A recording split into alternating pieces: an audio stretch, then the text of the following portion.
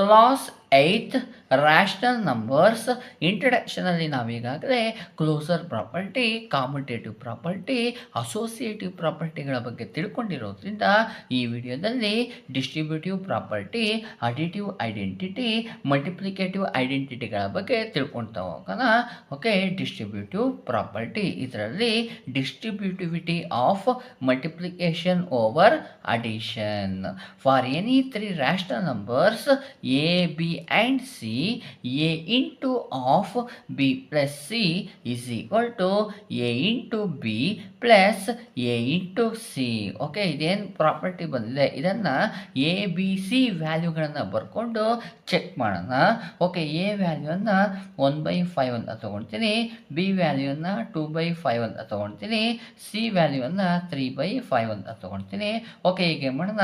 L H S ಅನ್ನು ಬರ್ಕೊಳ್ಳೋಣ. L H S ಅಂದರೆ ಲೆಫ್ಟ್ ಹ್ಯಾಂಡ್ ಸೈಡ್ ಏನಿದೆ ಇಲ್ಲಿ A into of b plus C ಇದೆ. ಓಕೆ, ಎ ವ್ಯಾಲ್ಯೂ ಏನು 1/5 into of B value 2/5 plus C value 3/5 ಇದೆ. Okay, 1/5 into ಇದನ್ನು ಹಾಗೆ ಬರ್ಕೊಳ್ತೀನಿ.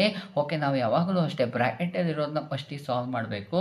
ನೋಡಿ, ಇಲ್ಲಿ 2 ರ್ಯಾಷನಲ್ ನಂಬರ್ಸ್ ಇದೆ, ಅದನ್ನು ಪ್ಲಸ್ ಅಂದರೆ ಆ್ಯಡ್ ಮಾಡಿ ಅಂತ ಹೇಳಿದರೆ ಈ ಥರ ಕೊಟ್ಟಾಗ ನಾವು ಡಿನಾಮಿನೇಟರ್ ಇರೋ ನಂಬರ್ ನೋಡ್ತೀವಿ. ಡಿನಾಮಿನೇಟರ್ ನಂಬರ್ ಏನಾಗಿದೆ, ಸೇಮ್ ಇದೆ. ಹಾಗಾಗಿ ಆ ಸೇಮ್ ಇರೋ ನಂಬರನ್ನು ಹಾಗೆ ಬರ್ಕೊಳ್ತೀನಿ. /5. ನಮಗೆ ಡಿನಾಮಿನೇಟರ್ ಸೇಮ್ ಇತ್ತಪ್ಪ ಅಂದರೆ ನ್ಯೂಮರೇಟರಲ್ಲಿ ಏನಿದೆ ಆ ನಂಬರ್ಗಳನ್ನು ಹಾಗೇ ಬರೀಬೇಕು. ನ್ಯೂಮರೇಟರಲ್ಲಿ 2 ಪ್ಲಸ್ ಇದೆ, ಪ್ಲಸ್ ಹಾಗೆ ಬರ್ಕೊಳ್ತೀನಿ, 3 ಇದೆ, is equal to 1/5 into of. ನೋಡಿ, ನ್ಯೂಮರೇಟರ್ನ ನಾವೀಗ ಸಾಲ್ವ್ ಮಾಡ್ಕೊಳ್ಳೋಣ. 2ನ ಸೈನ್ ಏನಿದೆ, 2ಗೆ ಏನೂ ಸೈನ್ ಇಲ್ಲ ಅಂದರೆ ಪ್ಲಸ್ ಇರುತ್ತೆ, 3ಗೆ ಸೈನ್ ಪ್ಲಸ್ ಇದೆ. ಪ್ಲಸ್ಸು ಸೇಮ್ ಸೈನ್ ಅಂದರೆ ಅಡಿಷನ್ ಮಾಡಬೇಕು. 3ಗೆ 2ಅನ್ನು ಆ್ಯಡ್ ಮಾಡಿದರೆ 5 ಬರುತ್ತೆ. 3 ಬಿಗ್ಗರ್ ಆಗಿರೋದ್ರಿಂದ ಇದರ ಸೈನ್ ಏನು +5 ಡಿವೈಡ್ ಬೈ ಏನಿದೆ 5.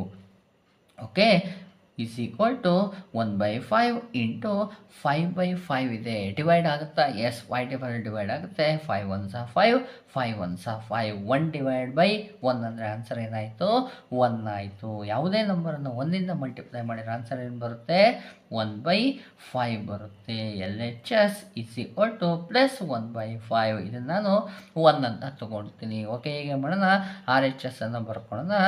ಆರ್ ಎಚ್ ಎಸ್ ಅಂದರೆ ರೈಟ್ ಹ್ಯಾಂಡ್ ಸೈಡಲ್ಲಿ ಏನಿದೆ A into b plus a into C ಇದೆ. ಓಕೆ, ಎ ವ್ಯಾಲ್ಯೂ ಏನು 1/5 into B value 2/5 plus A value 1/5 into C value 3/5. Okay, simplify ಮಾಡೋಣ ಬ್ರ್ಯಾಕೆಟಲ್ಲಿರೋದನ್ನು.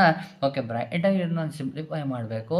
2 ರ್ಯಾಷನಲ್ ನಂಬರ್ನ ನಡುವೆ ಇಂಟು ಇದೆ, ಕ್ರಾಸ್ ಡಿವಿಷನ್ ಆಗುತ್ತಾ ಅಂದರೆ ಯಾವುದೋ ಕ್ರಾಸ್ ಡಿವಿಷನ್ ಆಗೋದಿಲ್ಲ. ಹಾಗಾದರೆ ನ್ಯೂಮರೇಟರ್ಗೆ ಡಿನಾಮಿನೇಟರ್ಗೆ ಮಲ್ಟಿಪ್ಲೈ ಮಾಡಿ. ಪ್ಲಸ್ ಇಂಟು ಪ್ಲಸ್ 1 2s 2 ಬರುತ್ತೆ. ಡಿವೈಡ್ ಬೈ 5 5s 25 ಬಂತು. ಪ್ಲಸ್ಸಿಗೆ ಪ್ಲಸ್ ಬರ್ಕೊಳ್ತೀನಿ. ಓಕೆ, ಇಲ್ಲೂ ಸಹ ಬ್ರ್ಯಾಕೆಟಲ್ಲಿದೆ ರ್ಯಾಷನಲ್ ನಂಬರ್ಸು, ನಡುವೆ ಏನಿದೆ ಮಲ್ಟಿಪ್ಲಿಕೇಶನ್ ಇರೋದ್ರಿಂದ ಕ್ರಾಸ್ ಡಿವಿಷನ್ ಅಥವಾ ಮಲ್ಟಿಪ್ಲೈ ಮಾಡ್ಬೋದು. ಕ್ರಾಸ್ ಡಿವಿಷನ್ ಆಗೋದಿಲ್ಲ, ಹಾಗಾದರೆ ಮಲ್ಟಿಪ್ಲೈ ಮಾಡ್ತೀನಿ. 1 3s 3 ಡಿವೈಡ್ ಬೈ 5 5s 25 ಬಂತು. ನೋಡಿ, ಸೈನು ಪ್ಲಸ್ ಇದೆ, ಪ್ಲಸ್ ಇಂಟು ಪ್ಲಸ್ಸೇ ಬರುತ್ತೆ. ಹಾಗಾಗಿ ನಾನು ಪ್ಲಸ್ಸನ್ನು ಬರೆದಿಲ್ಲ ಅಲ್ಲಿ. ಓಕೆ, 2 ಫ್ರ್ಯಾಕ್ಷನ್ಗಳು ಬಂದಿದೆ ಅಂದರೆ 2 ರ್ಯಾಷನಲ್ ನಂಬರ್ಗಳು ಬಂದಿದೆ. ಅದನ್ನು ಏನು ಮಾಡಿ ಅಂತ ಹೇಳಿದರೆ ಪ್ಲಸ್ ಮಾಡಿ ಅಂತ ಹೇಳಿದರೆ ಡಿನಾಮಿನೇಟರ್ ನೋಡ್ತೀನಿ. ಡಿನಾಮಿನೇಟರ್ ಏನಿದೆ ಸೇಮ್ ನಂಬರ್ ಇದೆ, ಯಾವುದದು 25 ಇದೆ. ಹಾಗಾಗಿ ಹೋಲ್ ಡಿವೈಡ್ ಬೈ 25. ನ್ಯೂಮರೇಟರ್ ಏನಿದೆ ಅದನ್ನು ಹಾಗೆ ಬರ್ಕೊಡ್ತೀನಿ. 2 + 3 ಬರುತ್ತೆ. ಓಕೆ, 2ನ ಸೈನ್ ಏನಿದೆ ಏನೂ ಇಲ್ಲ ಅಂದರೆ ಪ್ಲಸ್ ಇರುತ್ತೆ. ಪ್ಲಸ್ಸು ಅಂದರೆ ಅಡಿಷನ್ನು. 3ಗೆ 2ಅನ್ನು ಆ್ಯಡ್ ಮಾಡಿದರೆ 5 ಬರುತ್ತೆ. 3 ಬಿಕ್ಕರು ಸೈನು +5 ಡಿವೈಡ್ ಬೈ 25 ಆಯಿತು. ಡಿವೈಡ್ ಆಗುತ್ತೆ ಅಂದರೆ ಎಸ್ 5 ಟೇಬಲ್ ಬರುತ್ತೆ. 5 1s 5, 5 5s 25 ಆಯಿತು. ಆನ್ಸರ್ ಏನು ಬರುತ್ತೆ, 1 ಡಿವೈಡ್ ಬೈ 5 ಬಂತು. ಓಕೆನಾ. ಆರ್ ಎಚ್ ಎಸ್ಸಿನ ವ್ಯಾಲ್ಯೂ 1/5 ಬಂತು. ಇದನ್ನು ನಾನು ಏನು ತೊಗೊಳ್ತೀನಿ, 2 ಅಂತ ತೊಗೊಳ್ತೀನಿ. ಈಗ ಏನು ಮಾಡೋಣಪ್ಪ ಅಂತ ಹೇಳಿದರೆ ಫ್ರಮ್ 1 ಆ್ಯಂಡ್ 2, 1 ಮತ್ತು 2 ಎರಡನ್ನು ಕಂಪೇರ್ ಮಾಡಿ. ನೋಡಿ, 1ಅಲ್ಲಿ 1/5 ಇದೆ, 2ಅಲ್ಲಿಯೂ 1/5 ಇದೆ. ಎರಡು ಏನಾಯಿತು, ಸೇಮ್ ಬಂದಿದೆ. ಹಾಗಾದ್ರೆ ನಾನು ಏನು ಬರಿಬೋದು, L H S is equal to R H S ಆಗಿರುತ್ತೆ. A into of B plus C is equal to A into B plus a into c ಆಗಿರುತ್ತೆ. Therefore rational numbers are distributivity of multiplication over addition ಆಗಿರುತ್ತೆ. ಇದನ್ನು ನಾವೆಂತ ಹೇಳ್ತೇವೆ? Distributive property. ಇದರಲ್ಲಿ distributivity of multiplication over addition ಇದು rational ನಂಬರಿಗೆ satisfy ಆಗುತ್ತೆ. A into of b plus c is equal to a into b plus a into c ಆಗಿರುತ್ತೆ.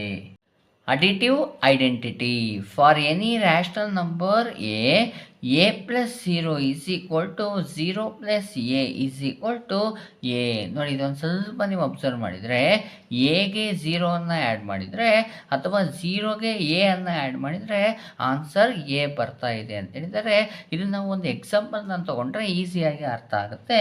ನಾನೇನು ಮಾಡ್ತೀನಿ, ಎ ವ್ಯಾಲ್ಯೂವನ್ನು 3 ಅಂತ ತೊಗೊಳ್ತೀನಿ. ಹಾಗಾದರೆ 3 ರ್ಯಾಷನಲ್ ನಂಬರ್ ಆಗಿದೆ ಅಂದರೆ ಎಸ್ 3 ರ್ಯಾಷನಲ್ ನಂಬರ್ ಆಗಿದೆ. ಯಾಕೆ ಅಂದರೆ 3 ನಾವು P/Q ಫಾರ್ಮಲ್ಲಿ ಬರಿಬೋದು. ಹೆಂಗೆ ಅಂದರೆ ಡಿನಾಮಿನೇಟರ್ ಯಾವುದೇ ನಂಬರ್ ಇಲ್ಲ ಅಂದರೆ 1 ಇರುತ್ತೆ. ಹಾಗಾದರೆ 3/1 ಆಯಿತು. 3/1 ಅನ್ನುವಂಥದ್ದು P/Q ಫಾರ್ಮಲ್ ಇದೆ. ಹಾಗಾಗಿ 3 ಅನ್ನುವಂಥದ್ದು ರ್ಯಾಷನಲ್ ನಂಬರ್ ಆಗಿರುತ್ತೆ.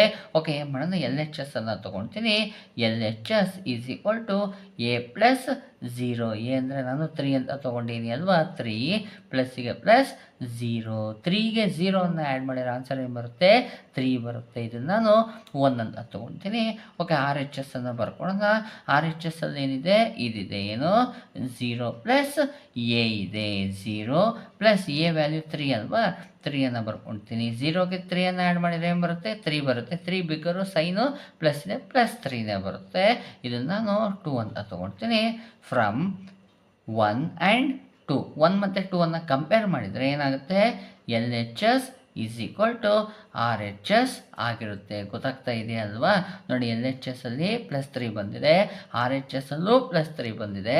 ಹಾಗಾಗಿ 1 ಆ್ಯಂಡ್ 2 ಕಂಪೇರ್ ಮಾಡಿದರೆ L H S is equal to R H S ಆಗಿರುತ್ತೆ. ಹಾಗಾದ್ರೆ ಏನು ಬರಿಬೋದು? A plus 0 is equal to 0 plus A is equal to answer ಏನು ಬರುತ್ತೆ? 3 ಬರುತ್ತೆ. ಗೊತ್ತಾಗ್ತಿದೆಯಲ್ವಾ? ನೋಡಿ, 3 ಪ್ಲಸ್ 0 ಅಂದರೆ ಆನ್ಸರ್ 3 ಬರುತ್ತೆ. 0 ಪ್ಲಸ್ 3 ಅಂದರೆ ಆನ್ಸರ್ 3 ಬರುತ್ತೆ. ಹಾಗಾದರೆ 0ಗೆ ಯಾವುದೇ ನಂಬರ್ನ ಆ್ಯಡ್ ಮಾಡಿದ್ರು ಅಥವಾ ಯಾವುದೇ ಒಂದು ನಂಬರಿಗೆ 0ನ ಆ್ಯಡ್ ಮಾಡಿದ್ರು ಆನ್ಸರ್ ಏನು ಬರುತ್ತೆ? ಅದೇ ನಂಬರ್ ಬರುತ್ತೆ. ಅದೇನಾಗಿದೆ? ಹಾಗಾದರೆ 0ನ ಸ್ಪೆಷಾಲಿಟಿ ಆಗಿದೆ. ಅದಕ್ಕೋಸ್ಕರ ನಾವೇನು ಹೇಳ್ತೀವಿ? 0 ಈಸ್ ದ ಅಡಿಟಿವ್ ಐಡೆಂಟಿಟಿ ಅಂತ ಹೇಳ್ತೀವಿ. ಗೊತ್ತಾಗ್ತಿದೆ ಅಲ್ವಾ? ಯಾವುದೇ ಒಂದು ನಂಬರಿಗೆ 0ನ ಆ್ಯಡ್ ಮಾಡಿದರೆ ಅಥವಾ 0ಗೆ ಯಾವುದೇ ನಂಬರನ್ನ ಆ್ಯಡ್ ಮಾಡಿದರೆ ಅದೇ ಆನ್ಸರ್ ಬರ್ತಾ ಇರುತ್ತೆ. ಯಾವ ನಂಬರನ್ನ ಆ್ಯಡ್ ಮಾಡಿದ್ವಲ್ಲ ಅದೇ ನಂಬರೇ ಬರ್ತಾ ಇರುತ್ತೆ. ಅದಕ್ಕೆ ನಾವೇನು ಮಾಡ್ತೀವಿ?